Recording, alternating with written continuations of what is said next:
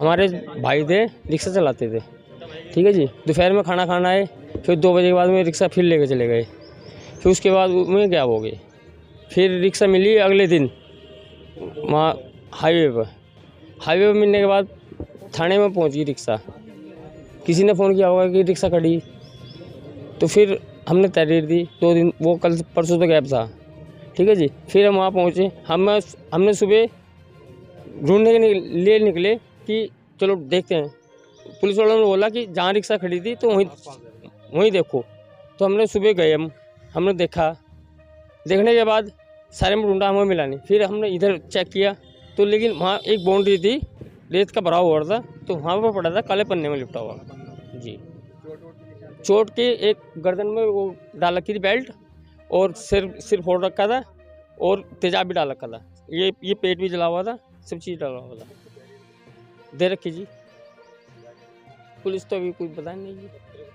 हाँ, पत्थर मार रखे थे सिर में। हम तो इंसाफ चाह रहे, और क्या चाह रहे। कि एक घटनाक्रम कल हमारी पुलिस थाना गंगनहर के संज्ञान में आया था। जैसा इंस्पेक्टर साहब ने बताया कि उनके परिजनों की तरफ से मुन्ना नाम का व्यक्ति जो करीब 30 साल का है, जो रिक्शा पुलिंग का काम करता है किसी का किराए पे लेकर के, उसकी मिसिंग का इनको संज्ञान में आया। तो कल शाम ही उसकी गुमशुदगी आपने दर्ज करी है और खोजबीन जारी थी। तो सुबह परिजनों की तरफ से एक सूचना इनको मिली है थाने गंगनहर को कि एक उनकी डेड बॉडी जो कल से मिसिंग है वो कहीं सुनहरा हाईवे के पास कहीं कोने में पड़ी हुई है।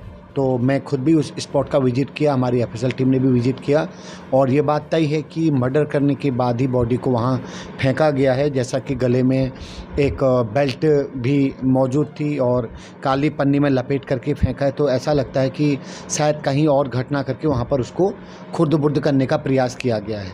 तो इमीडिएट हमने, जो हमारी कंप्लेन थी, पिता की तरफ से एक नई कंप्लेन आई, तो हमने इमीडिएट 103 जो मर्डर का धारा में मुकदमा दर्ज कर लिया है, और हमारे इंस्पेक्टर साहब इस पूरे मामले को लीड कर रहे हैं, और इनको हमने 24 घंटे में इस पूरे केस को वर्कआउट करने के लिए बोला है।